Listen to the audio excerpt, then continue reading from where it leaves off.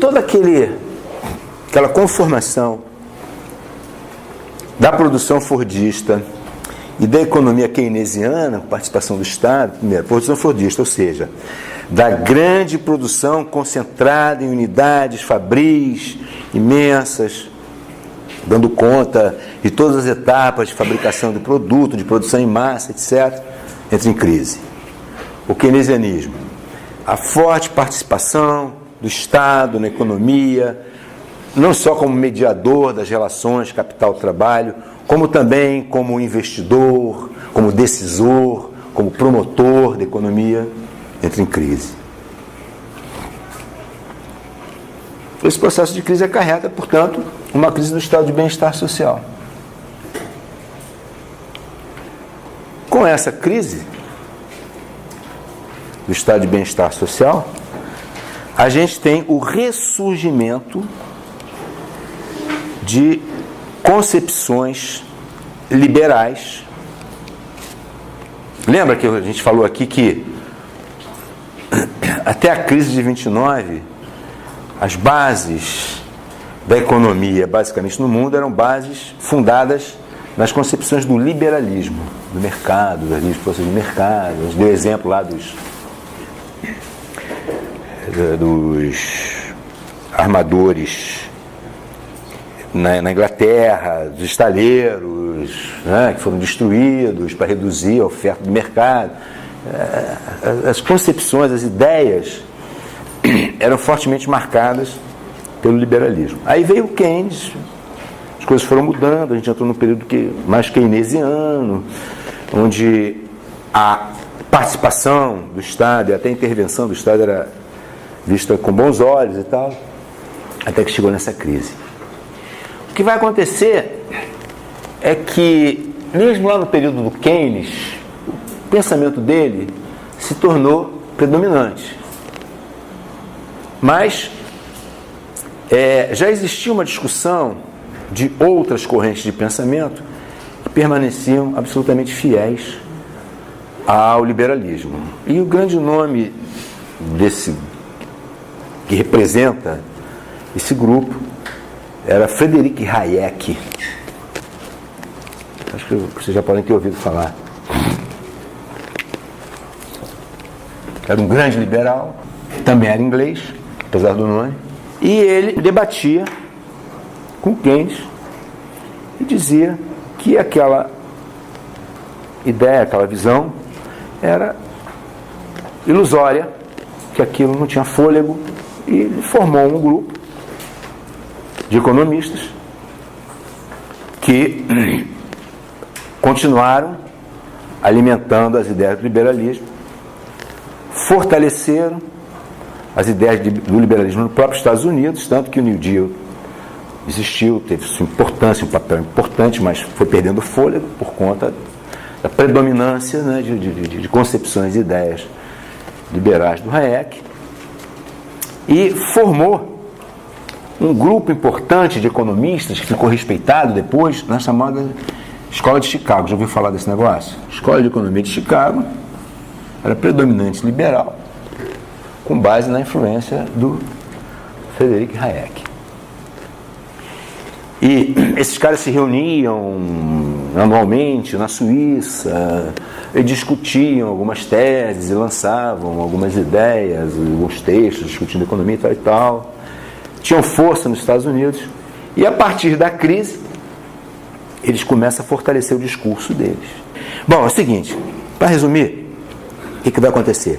Qual foi a primeira grande experiência desses caras? Você sabe que a Margaret Thatcher na Inglaterra é grande amiga do Pinochet, não sabem disso? Ele visitou a Inglaterra, morou lá. O que eles tinham em comum? Pensamento liberal, o Hayek, né? O Pinochet, na verdade, a ditadura chilena, ela foi a primeira grande experiência do neoliberalismo no mundo. Pinochet deu o golpe, destituiu Allende, que era o presidente socialista, que buscava implantar um socialismo democrático, uma experiência latino-americana, socialismo democrático, etc, etc. E foi derrubado pelo Pinochet. quando Pinochet assume com as consequências que a gente já conhece, não vou nem... lamentáveis consequências, trágicas consequências, ele traz o Milton Friedman, morreu há pouco tempo, o grande pensador liberal que dizia que ninguém almoça de graça. Ele traz o Milton Friedman da escola de Chicago e coloca... Isso era um acordo que estava feito, né? Ele não deu esse golpe no Chile sem apoio americano, né? E já estava tudo combinado de quando ele chegasse, ele traria o Milton Friedman, Prêmio Nobel de Economia, por conta de ser o grande arauto do pensamento liberal. Hayek já tinha morrido, ele era o herdeiro do Hayek. Então, Pinochet bota o Milton Friedman para comandar a economia chilena. Coloca, evidentemente, que um coronel lá dele, como que ele não podia ser o ministro, como ministro, e o ministro cumpre, não entende nada de economia, cumpre o que o Friedman faz. E o Friedman, ele desenvolve a primeira grande experiência de exercer o poder da economia a partir das concepções do chamado neoliberalismo, né? Por isso neoliberal, que o neoliberalismo do Adam Smith anterior é uma concepção do liberalismo do Adam Smith atualizada, piorada. E ele consegue com isso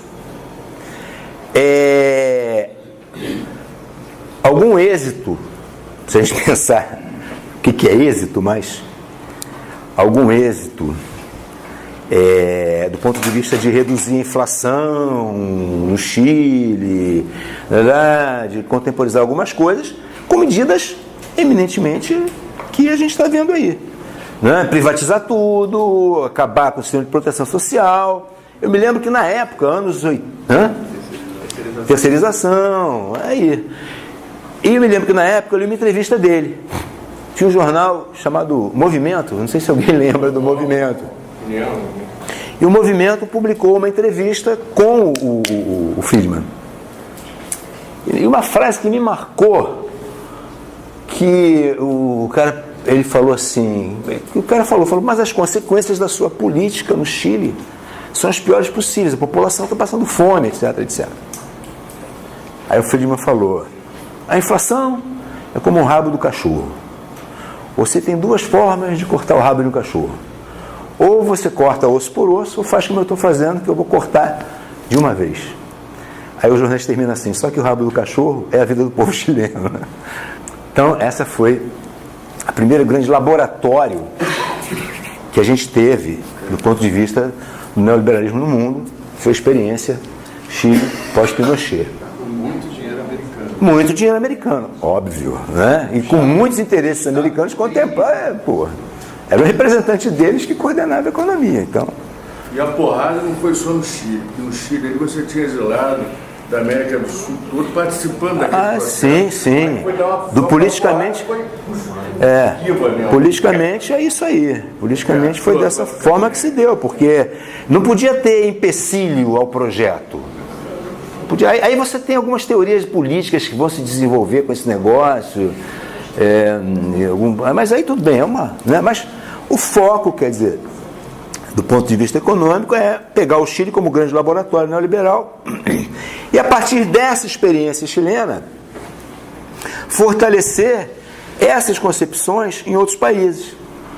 Então, a partir disso é que Margaret Thatcher assume na Inglaterra, Frederic Chirac na França, aí você tem o advento, né, desse pensamento nos países europeus, o Reagan nos Estados Unidos, né, e vai por aí. Aí você tem uma grande ascensão das políticas conservadoras no mundo, né, que vão tentar dilapidar o estado de bem-estar social, vão tentar dilapidar o welfare state e viabilizar aquilo que interessa, que é a acumulação de capital, sob a hegemonia de uma reestruturação do capitalismo. Se durante o período anterior a base da economia era o capitalismo industrial, a gente pode chamar assim, quer dizer, era a indústria que puxava, era o carro-chefe da economia, como um todo, a partir desse dado momento, o que passa a puxar é o capital financeiro, é a financiarização da economia, né? Chamado pós-modernidade, né? Tem esse processo de financiarização da economia, onde você tem uma economia fundada em valores muito virtuais, que é o papel, que circulam ávida e rapidamente pelo mundo, e esse papel financeiro que circula, que vem de riscos, etc., riscos sobre riscos, hedges, não tem uma base, um alicerce produtivo em relação a ele descola. Eu me lembro que eu li um livro da década de 80, eu acho que é o David Harvey, que é um geógrafo americano, marxista e tal, ele faz uma acho que das primeiras grandes análises daquele momento da crise, o Harvey faz no livro chamado Pós-Modernidade. Eu me lembro que ele diz assim, que a gente estava vivendo o início de um processo de crise. E nesse início de processo de crise a gente estava fazendo essa passagem desse capitalismo industrial para esse capitalismo financeiro que estava surgindo e se apresentando como alternativa viável à continuidade do próprio capitalismo. E falava dessa questão, desse descolamento que você tinha entre finanças e economia. De um lado, economia, produção, e finanças, né, coisa, risco, papel, né, que gerou a crise de 2008 nos Estados Unidos, né? País liberal, que o Estado entrou com bilhões de dólares para segurar os bancos, porque senão quebrava aquilo tudo lá, não ficava nada em pé, né? Então o Estado liberal entrou para poder segurar, porque se não segurasse os bancos, ia ser um efeito dominó, dali para frente, de lapidar com tudo. Muito bem.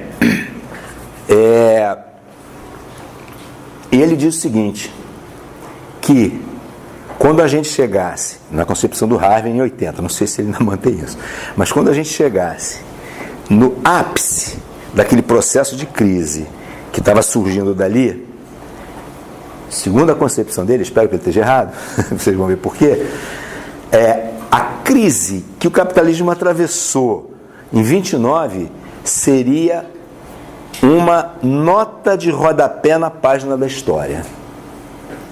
Aquilo que aconteceu, né, seria uma nota de rodapé na página da história. Tal a possibilidade, segundo a visão dele, catastrófica do contínuo agravamento dessa crise. Bom, uma outra discussão, só para trazer a ideia que o Harvey fala desse momento aqui, nos anos 90. Então, crise do Fordismo, crise do keynesianismo, crise do estado de bem-estar social e das políticas sociais que ele representa. Por quê? Porque no momento de crise, quais são os principais setores imediatamente afetados? Políticas sociais, né? Óbvio, é o que leva a primeira cacetada na frente. Com isso, já falei do Chile, né? Ascensão do pensamento das políticas neoliberais. Do Chile, aí você começa a ter a ascensão desse pensamento do ponto de vista político-econômico na Europa, Estados Unidos, Reagan, Thatcher, Chirac, vai por Alemanha, vai por aí, até hoje, né? Espanha. Bom, a crise do chamado socialismo real, com a queda do Muro de Berlim em 1989, né? Fim do socialismo, do socialismo que se tinha, e aí todo o processo de reforma que o desmonte desse estado de bem-estar social requer, que são as reformas da Previdência, dos sistemas públicos de saúde, trabalhistas, etc, etc. Então, o que a gente está vendo agora? Vivendo agora, desde lá, né? A gente começou lá, principalmente na década de 90 no Brasil, porque 80, felizmente, a gente estava um pouco na contramão da história, né? 86, 88 é Constituinte. 88 a gente aprova uma Constituição de cunho fortemente de bem-estar social, de welfare state. Então, de certa maneira, o nosso processo político, há quem entenda assim, caminha na contramão da história.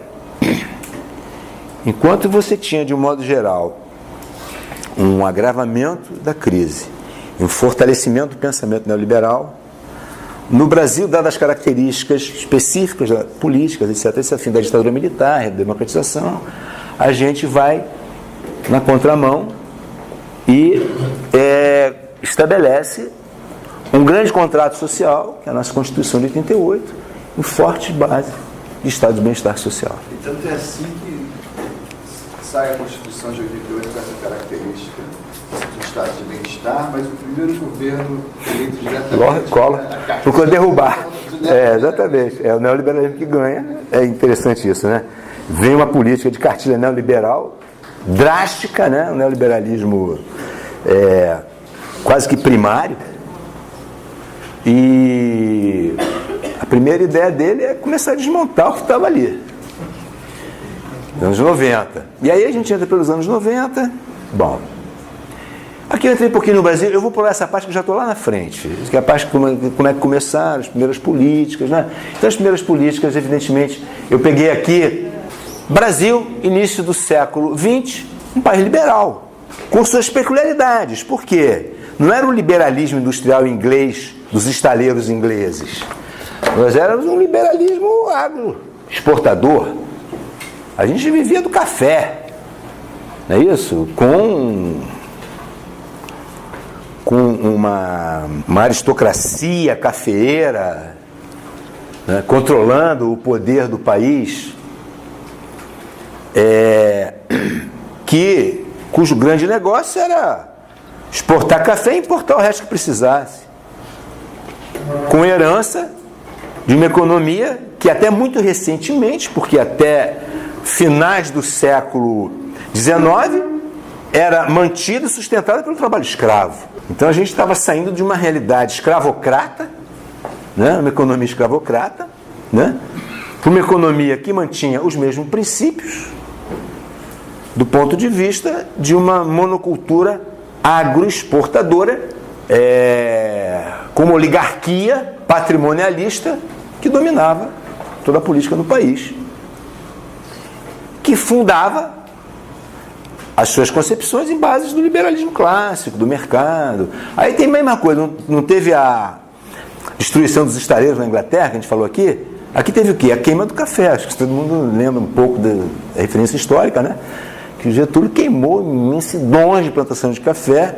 Qual era a ideia? Equilíbrio de mercado. Se você está com uma superprodução, a gente queima a maior parte, ou destrói estaleiro, no caso da Inglaterra, no nosso caso a gente queima os cafezais e a gente reduz a oferta e dessa forma pressiona para o aumento do preço do mercado internacional. Então a gente vivia em função dessa economia, mas, contudo, a gente vive alguns momentos importantes. A gente tem o primeiro reconhecimento do direito de organização sindical em 1903, porque a gente já estava recebendo os imigrantes, já estavam vindo os italianos, os alemães, né? Para o sul, para o sudeste, etc, etc. Esses caras já tinham uma experiência de lutas. Eles já traziam de lá uma experiência de lutas trabalhistas, né? De lutas de organizações anarquistas, etc, etc. E chegaram aqui com isso, né? E trouxeram um pouco dessa cultura. Tem aquele livro da Zélia Gattai, né? Anarquista, graças a Deus. Mais ou menos ela relata um pouco, de forma romanceada, lógico, mas como é que essa coisa se dá, da chegada dele, etc. Bom, e aí você começa a ter o direito de organização sindical, agricultura e indústria rural, olha só, exatamente nos setores em que os caras estavam chegando aqui, ó, agricultura e indústria rural. Em 1907 se expande esse direito, mas um direito que nunca foi exercido, respeitado, né? Bom, e a Previdência no Brasil segue o padrão geral. Primeiro, acidente de trabalho, doença, invalidez, aposentadoria e prestação familiares. Foi aquela linha que a gente fez quando falou desse geral. Em 1919, a gente tem a primeira lei de acidente de trabalho para os trabalhadores da indústria. Esse seguro era privado. Em 1923, a gente tem a primeira iniciativa legal do ponto de vista de estabelecer alguma base de previdência, alguma base de aposentadorias, de pensões, de auxílio funeral. Era o grande foco aqui, por incrível que pareça. porque não tinha nem auxílio funeral, o cara morria no trabalho e se fazia uma vaquinha com a família, entendeu? Arcava com, que nem isso tinha. Então, eu li alguma coisa que, nesse tempo da Lei Eloy Chaves, em 1923, que ela criou as chamadas caixas de aposentadorias e pensões. Essas caixas de aposentadorias e pensões, CAP, elas era o seguinte, era uma política que regulava as empresas que criassem caixas de aposentadorias e pensões tinham que seguir o que aquela lei determinava. Por quê? Porque diversas tinham sido criadas por iniciativa dos próprios trabalhadores. Os caras que vieram lá com essa ideia, já existia isso na Alemanha, existia isso na Itália, eles trouxeram esse negócio.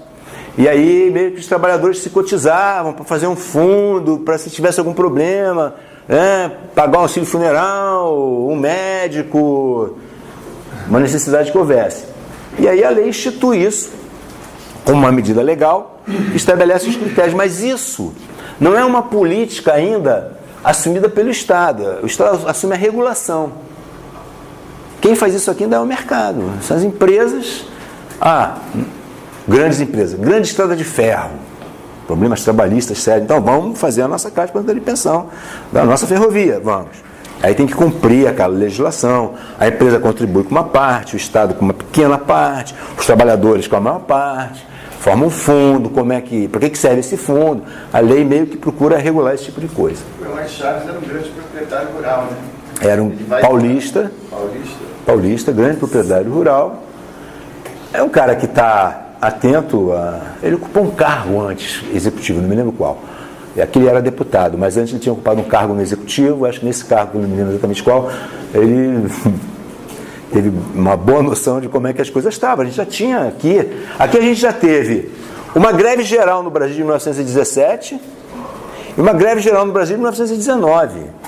Então, quando chega aqui, que o Eloy Chaves é o deputado que apresenta e consegue aprovar essa lei, a gente já tinha uma trajetória, inclusive, do surgimento de pequenas indústrias no Brasil, por causa da Primeira Grande Guerra. Né? Quando começa a guerra, os países europeus que exportavam a maioria das manufaturas que a gente consumia aqui, não tem como exportar mais, então a gente começa a produzir. E esses imigrantes alemães, né, italianos, etc., que vêm, alguns tinham experiência nas manufaturas, eles sabiam fazer coisas. Então começa-se as pequenas indústrias, fazer caneco, fazer tamanco, né? A gente vai. E aí começa o desenvolvimento de algumas cidades. A pressão também internacional da OIT, do 19.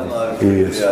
Exatamente. A OIT, ela surge, a gente vai ver isso mais adiante no curso, tá? Com mais detalhes. Mas a OIT surge por conta da necessidade dos países centrais, capitalistas centrais, que já tinham legislações protetivas, né? Proteção social mais forte. E o custo dos produtos dos países capitalistas centrais era mais caro no mercado internacional por conta da proteção social que estava embutida no custo dos produtos. Né? Então a OIT surge por questões econômicas, de equilíbrio econômico internacional. Ela pressiona os países periféricos, no caso do Brasil, a criarem mecanismos de proteção social para que os seus produtos ficassem mais caros e equilibrasse com os produtos que já eram mais caros dos países que já tinham essa proteção social. E, por exemplo, no caso da CAP, dos ferroviários, de 1923, a lei que regula, ela determina que o custo da manutenção da caixa de aposentadoria e pensão será repassado ao transporte ferroviário. Tanto de carga quanto de passageiros. Então quem vai pagar isso é a população. Isso está embutido na própria lei. Mostrando o seguinte, que é preciso você encarecer o produto por conta dessa pressão internacional, para que possa haver o equilíbrio no mercado. E as empresas não inglesas, coisas. Ferrovia era controlada pelos ingleses. Agora, permita, só... À vontade. A questão do anarquismo, né, da organização do trabalhador, e da energia de uma evolução soviética. Né? 16, com certeza. Tivemos desvios, coisa e tal, descaminho, vai por aí, mas a energia... Sim, até a primeira greve, você pode relacionar... A questão do trabalhador com todas essas grevas, avançando. Ele impondo, né, uma... 17, primeira greve geral no Brasil é 17, né? Já é nesse processo aí, exatamente. Começa nesse processo já. Bom, e 19 é a segunda grande, e 23 a lei. Quer dizer, Tadeu Werner Bem, quer dizer, essa lei, ela é produto de pressões tanto internas, do ponto de vista da luta dos trabalhadores, que está se organizando, crescendo, quanto externa da própria OIT, que está pressionando para que os países, de modo geral, adotem determinadas políticas protetivas do trabalho. Bom, é basicamente isso que a gente avança nesse período. Rapidamente, a Revolução de 30 ela pode ser entendida como uma revolução em que determinados setores que já estavam se consolidando política e economicamente no Brasil se sentiam afastados do esquema de poder, na medida em que você tinha aquela oligarquia cafeeira que tudo controlava. Vocês lembram da política do café com leite, né? A política do café com leite nos anos 20 era o quê? Era uma democracia tão perfeita que no mandato era eleito um presidente paulista e no outro mandato um presidente mineiro. Café por conta de São Paulo e leite por causa de Minas. Mas leite não tem a menor importância. Minas era o segundo maior produtor de café do Brasil. Então os dois maiores produtores de café do Brasil, que eram São Paulo e Minas, né, que repartiam, dividiam, revezavam o poder. Deixa claro que o poder era uma propriedade, basicamente, das oligarquias cafeeiras. E determinados setores que vieram se fortalecendo aí nesse período, criação da indústria, os setores urbanos que surgem a partir disso, a difusão do comércio, os trabalhadores dos serviços, os trabalhadores da indústria, uma pequena classe média liberal que nesse momento já existe, os produtores agrícolas de produtos para o mercado interno que não vendiam café, mas vendiam, por exemplo, charque para o mercado, como é o caso dos gaúchos, né? O caso do próprio Getúlio. Produtores de charque para o mercado interno, né? E outros produtores que não tinham espaço nesse esquema de poder. Não tinham como se manifestar. Então, isso vai gerando contradições e conflitos aí. E nessas contradições e conflitos, esses grupos que até aquele momento estão se fortalecendo, já têm o reconhecimento da sua própria importância do ponto de vista econômico e político, e não se veem representados no esquema de poder, fazem uma revolução, que é a famosa Revolução de 30. Então aí você tem os militares, que era o quê? A classe média, né? Militares, como a classe média. Você tem os trabalhadores, que apoiam esse negócio. Você tem os produtores rurais de mercado interno, como o caso do Getúlio, tipicamente era um produtor de charque. No Rio Grande do Sul, você tem os liberais, os advogados, etc., né? São profissionais liberais das cidades, que não têm espaço político. Isso gera a Revolução de 30. E a Revolução de 30 tem um projeto nacional. Qual é o projeto deles? O projeto que surge ali é que se consiga que o país deixe de ser um país meramente agroexportador, basicamente monocultor e agroexportador, e passe a ser um país em base de desenvolvimento urbano, industrial. É uma proposta de modernização e de urbanização que os caras trazem. Que é o que interessa para esses grupos, basicamente. Não vai deixar de ser agrícola, mas não vai ser mais um país meramente agroexportador, dominado por uma política, por uma estrutura de poder agroexportadora. Então os caras têm um projeto. Transformar o país numa outra coisa. Modernizar, urbanizar. E aí eles começam a implantar esse projeto. Implantar esse projeto significa, de certa forma, você ter que favorecer determinados setores que já existem ali e você não tem nenhuma política em relação a eles. Setores urbanos, setores industriais. Não é à toa que em 30 se cria Ministério do Trabalho, Indústria e Comércio. Ministério do Trabalho, Indústria e Comércio é um ministério direcionada inteiramente para atividade urbana e industrial.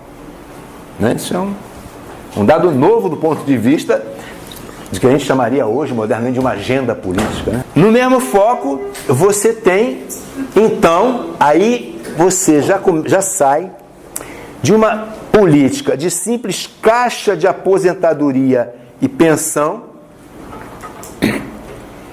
regulada pelo Estado, mas fomentada pelo próprio mercado, uma política de Estado de previdência, com a criação dos institutos de aposentadorias e pensão, dos IAPs. 33 é o primeiro, é os marítimos. Então, é o primeiro de uma série, porque daí vai se criando, numa visão corporativa, de corporação de trabalho, vão se criando os institutos ligados às categorias profissionais urbanas. Né? Os marítimos, por quê? São setor de exportação. É lá que entra, sai exportação, entra importação. Começa por aí. Aí você vai no tempo, você vai ter dos comerciários, dos ferroviários, dos bancários, dos trabalhadores de transporte de carga. Aí você vai, ao longo do tempo, tem uma linha, não é o caso da gente tratar, mas se você acha na internet com maior facilidade, o reconhecimento do direito sindical, agora, sindicato como órgão colaborador do poder público. Né? Ele é atrelado ao aparelho de Estado, por quê? Porque o sindicato, para existir, tem que ter o reconhecimento do Ministério do Trabalho. Então o sindicato, ele cria os sindicatos patronais e os sindicatos do trabalhador, por categoria. Então, como é que ele estrutura isso? É uma visão que vem do fascismo italiano, basicamente, né? De você estabelecer um Estado que se organiza de forma corporativa, por corporações.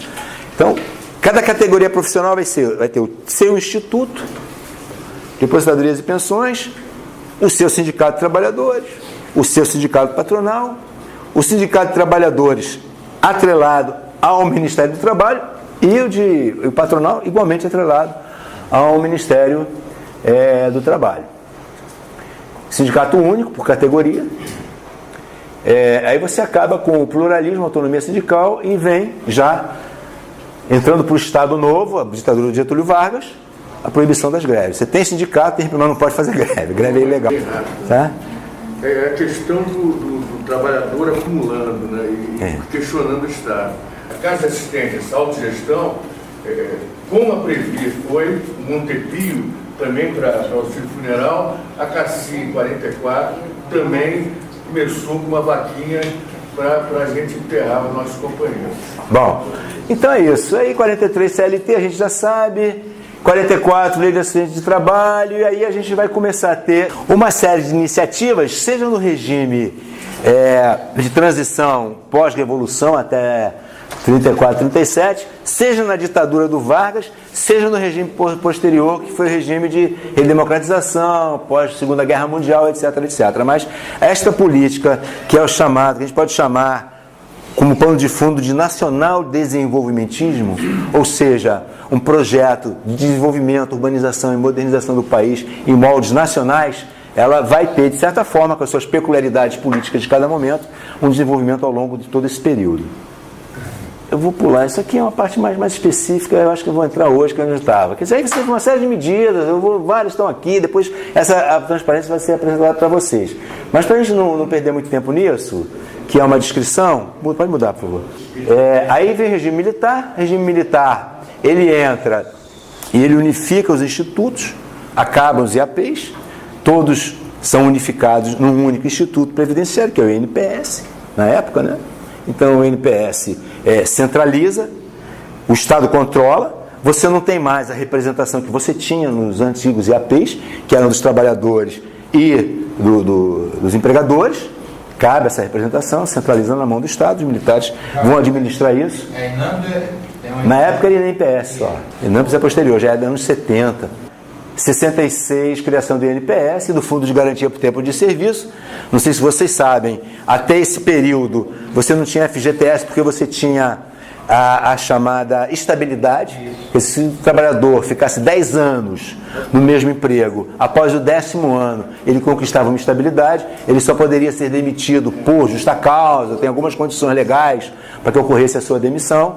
Isso acaba e isso cria a figura do Fundo de Garantia por Tempo de Serviço, a Lei de Seguro contra Acidente de Trabalho de 67, a criação das Comissões Internas de Prevenção das CIPAs em 67 também. Aí você tem, já no regime militar, uma expansão de políticas de trabalho buscando legitimidade do regime. Né? Ditadura militar, difícil de legitimação, período autoritário, aquela coisa toda. Então eles começaram a desenvolver determinadas políticas. 71 foi rural, porque você tinha um problema de conflito de terra no Brasil que vinha das ligas camponesas pré-64 e a coisa continuou, o pau continuou a quebrar no campo, etc. Né? Uma população muito vulnerável, de difícil controle por parte dos militares, então eles criam o Fundo Rural para contemplar a previdência do trabalhador rural. Em 72 eles incluem uma categoria excluída que são as empregadas domésticas, né, passam a ser objeto de previdência. 73, os trabalhadores autônomos, que são os que não estavam contemplados. Por quê? Porque a política dos IAPs tinha aquela característica que a gente viu lá do Bismarck, que era o quê? Era uma política contributiva voltada para o contrato profissional. Quer dizer, só tinha acesso à previdência social no Brasil quem tinha carteira assinada, tivesse no mercado de trabalho, contribuísse para a Previdência. E o grande setor, né, que deve dar quase 70% da população trabalhadora, não tinha acesso a isso, porque não estava no mercado formal, não tinha carteira assinada, não contribuía. Então a gente tem que pensar, quer dizer, também nesse foco, nesse recorte. Quer dizer, a política previdenciária, ela se expandiu, cresceu, se consolidou, mas sempre com esse foco no trabalhador do mercado formal com vínculo de contrato de trabalho. O resto estava fora. Aqui eles começam a expandir esse negócio. O trabalhador rural não estava dentro, entra. Empregado doméstico não estava dentro, entra. Profissionais autônomos não estavam dentro, entram. E eles começam a expandir isso aqui. Aí 74 é que vem, como você falou. 78 se instituem as NRs. Eu não vou discutir muito isso aqui não. Aí você tem toda uma mudança, a Previdência junta com o trabalho, separa do trabalho. Historicamente isso vai ser, que não é muito importante, são arranjos e rearranjos institucionais que não vale a pena a gente acertar isso. Por fim, chegamos aos anos 90, com a famosa crise da Previdência, e já com o advento e uma certa predominância no mundo do chamado pensamento neoliberal. Então, como é que se dá isso aqui? A partir dos anos 80 e 90, aqueles grandes responsáveis e propositores de políticas neoliberais de controle da crise propõem como alternativa reformas da Previdência nos países de modo geral. Que reforma? A privatização da Previdência com a introdução da chamada Previdência Complementar. Bom, em 95 se constrói o governo do Fernando Henrique Cardoso, da FHC, se constrói a primeira grande proposta de uma política de reforma previdenciária. A política original, feita pelo Bresser Pereira, ela era isso aqui, ó. Propunha um teto de 3 salários mínimos, não necessariamente contributivo. O que significa isso? Um teto de 3 salários mínimos, não necessariamente contributivo. Qualquer pessoa teria, de alguma maneira, que seria regrada por lei, né, direito a se aposentar em até 3 salários mínimos sem contribuir para a Previdência. Essa era a possibilidade. Mas isso era a cenoura na frente do burrinho, né, lá na carroça. Por quê? A partir deste teto, que seria contributivo ou não, o Congresso ia decidir isso, caberia um seguro complementar feito por seguradoras e agências financeiras privadas. Exatamente. Então, até 3 o Estado arca. Agora que o Bresser atualmente é um dos maiores críticos dele mesmo, né? Pois é. Que é uma coragem interessante, tem que ser acolhida, ao mesmo tempo a gente vê como essas coisas vêm com áreas de certeza e não são. Não são certeza. E essa proposta, mais ou menos dessa forma, ela foi apresentada ao Congresso. Seria a primeira grande reforma da Previdência no país. Aí, só que essa proposta, ela levou quase 4 anos de negociação. Não foi fácil aprovar esse negócio. E sofreu, ao longo do tempo, uma série de modificações. Primeiro, ela sofreu forte oposição das centrais sindicais que já estavam organizadas aqui a partir do final dos anos 80. Segundo, a pressão estava tão forte que o governo resolveu chamar as centrais para negociação em 96. Depois de um ano, na queda de braço, falou, não, vamos chamar os caras para conversar, porque isso a gente viabiliza alguma coisa. Aí chamaram as centrais. Bom, aí chamaram as centrais e propuseram uma primeira rodada de votação na Câmara. O governo perdeu. Foi um fiasco, tomou uma lavada. O que eles fizeram? Cancelaram as negociações. O negócio de negociar não vai dar certo, não. Vamos parar com esse troço, deixa os caras, vamos tocar nós aqui. Cancelaram as negociações.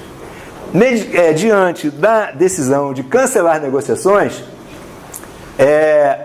as centrais propuseram uma greve geral para forçar a retomada das negociações.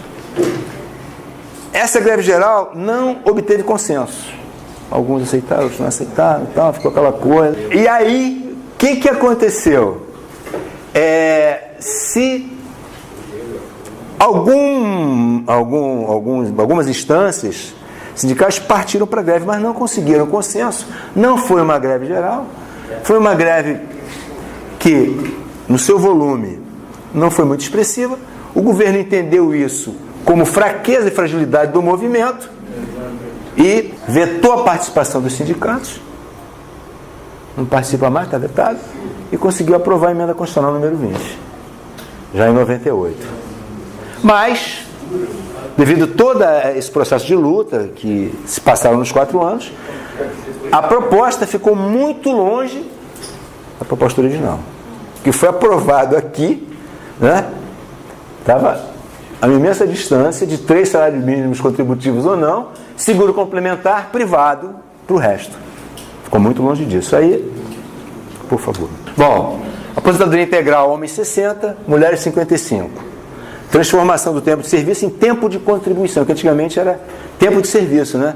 Você comprovava que você trabalhou. Não necessariamente você contribuiu todo esse tempo, mas se você tivesse trabalhado e contribuído uma parte, você tinha direito de se aposentar.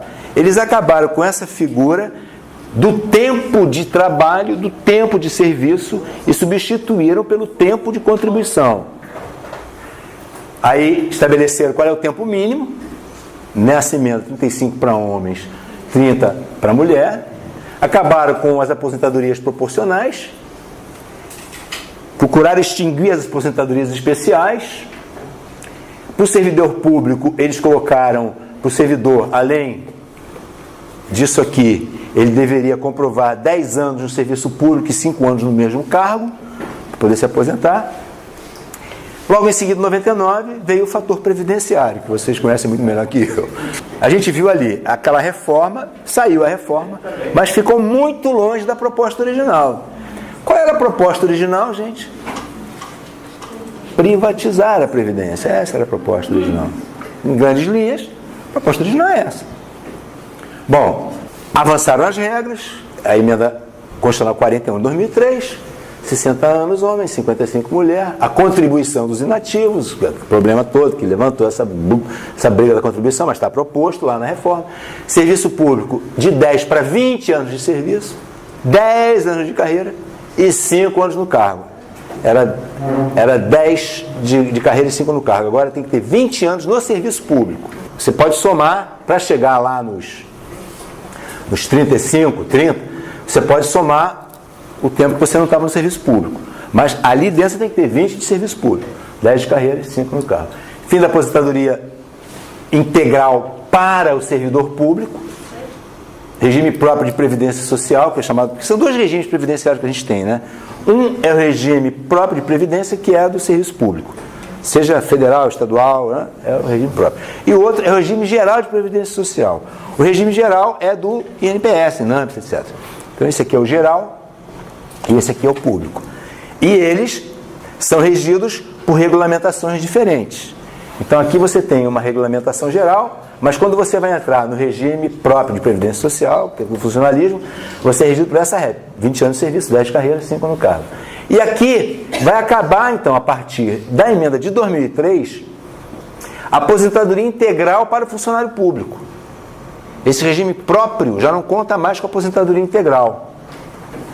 O regime próprio adere ao teto do INPS, adere ao teto do regime geral de previdência. Então, a partir desse momento aqui, o funcionário público não tem mais direito à aposentadoria pelo seu salário integral, ele passa a ter direito à aposentadoria com base no teto do regime geral de previdência, né? E ele vai passar, então, pela lei, a ter acesso a uma previdência suplementar facultativa. O que significa isso? Significa que ele se aposentou a partir desse momento aqui. Ele vai ter o limite do teto do INPS. Eu não sei exatamente quanto está hoje o teto. 5.200. Tá bom, então esse é o teto.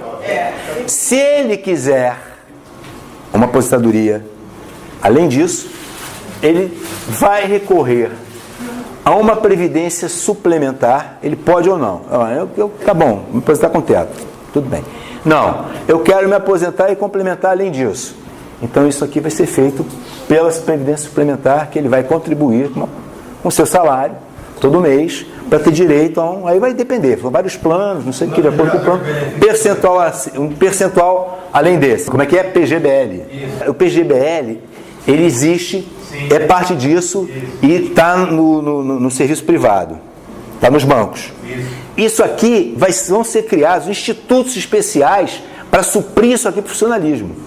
Não é, o PGBL é um elemento, mas não é o PGBL aqui. O que está proposto aqui é que a criação de fundações, está aqui, ó, a criação de fundações de previdência complementar para funcionário público. Então, o funcionário público que optar por aumentar um percentual em cima do teto, ele passa a contribuir para uma fundação que pode ser municipal, pode ser estadual, pode ser federal, foram criadas já, né? E contribuindo para essa fundação, ele terá direito a uma complementação percentual sobre o teto. Ficou claro isso?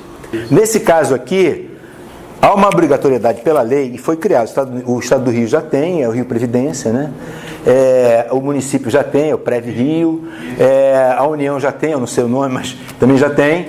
Cada uma já criou uma fundação de previdência complementar para funcionário público. Já foi criado isso. A gente viu que lá em 95 se parte de uma proposta que não é criada no Brasil, que é uma proposta geral, com o advento do capitalismo financeiro, do neoliberalismo, tudo que aconteceu no mundo, né? A proposta geral é privatização de previdência. O Chile privatizou, vários países privatizaram, sem dúvida. A ideia continua. No Brasil não se conseguiu privatizar ali, né? Se avançou, né? Agora se privatizou fundação pública. Essas fundações, para passarem para direito privado, é um passo. Por enquanto está pública, mas daqui a pouco, né? Privatiza-se, vai. Não tem problema nenhum. Já está dado o passo. Aí pisou. Se a possibilidade de você se aposentar pelo INSS, obviamente você acha um caminho para. Exatamente. Um fundo de pensão. Cria ele público porque para não assustar. Depois você privatiza. Isso aí é mais um passo. E são grandes empresários que dominam, né? Com certeza, o capital financeiro. Cara, eu acho assim, eu tenho duas coisas falando sobre isso muito rapidamente. Primeiro, o volume de recursos movimentado por previdência é uma monstruosidade. Não pode ficar no Estado, pode. Tem que ir para a mão dos bancos. Porra, sacanagem, né? Deixar esse volume de dinheiro circulando na mão, porra, tem que ir para o capital financeiro, porra. Outra coisa, a mesma coisa se você pensar em termos de SUS, né? Porra, pensa no 70, 80 bilhões de reais. Não pode ficar. Tem que ir pro mercado, pô. Sacanagem. Bom, brincadeira. Você falou que eles fracassaram. Dali para cá, esse conceito de acabar com a Previdência já foi plantado lá atrás. Exatamente. Para chegar agora. Aqui e vai continuar. E aqui a gente tem algumas medidas que já foram avante, a partir daquela reforma lá de 2003. A Lei 13.135, aprovada em 2015, que é aquela lei que modifica as regras do auxílio-doença, dos pensionistas, lembra? Tem que ter 2 anos, no mínimo, né, de contribuição no casamento, uma série de medidas que controlam e reduzem direitos relativos ao auxílio-doença, relativo aos pensionistas, que tem que ter 2 anos de casamento, 2 anos de contribuição, minimamente, para ter um percentual, isso vai se diminuindo ao longo do tempo, uma série de regras que já estão colocadas aqui. Outra também, que é de junho de 2015, conversão de uma medida provisória, que é o abono de desemprego, que também sofreu uma série de regras. Você pode repetir uma vez, na segunda reduz, né? Vocês entendem isso muito melhor que eu. Eu sei que é assim, eu sei que eu decorei as regras, mas que você tira um, aí você tem tantos meses, só pode tirar o outro num prazo determinado, no outro você já não tem aquele tempo, já reduz, você tem uma série de regras que limitam a questão do abono de desemprego. Já está resolvido. A ideia é acabar com ele, né, gente? A ideia é acabar com ele, não tem dúvida. Bom, e agora, a partir de ontem, temos a terceirização da atividade fim. Essa aqui, meu amigo, não precisa nem os de cima. Essa aqui, para eles, resolve tudo. Você terceiriza, porque antigamente, vocês sabem disso melhor que eu, né? Você podia terceirizar a atividade meio. Então, qual é a minha atividade fim? Dar aula. Eu não posso terceirizar a aula. A aula eu sei o que faço. Eu posso terceirizar a cantina, né? A limpeza. Vai dar aula, não. Então, aqui, o que está agora aí na bola da vez? Esse já foi, acabou de passar, já está aprovado. Já era. Terceirização da atividade fim, está dado. O que acontece com isso? Eu posso contratar serviço. Eu não vou ter mais uma escola, eu dou aula. Meu negócio é, eu tenho um colégio. Eu não preciso contratar professor, eu terceirizo. Fechando então. E um PL que fixa teto para salário de funcionalismo e um PL que congela, congelamento dos salários em vários níveis, cortes de demissões voluntárias, que é aqueles programas de demissão voluntária. Bom, então é o que nós hoje chegamos aqui, que já foi votado, já está aprovado, e estamos caminhando com isso, e daqui você coloca mais 101, né? Eu coloquei 50.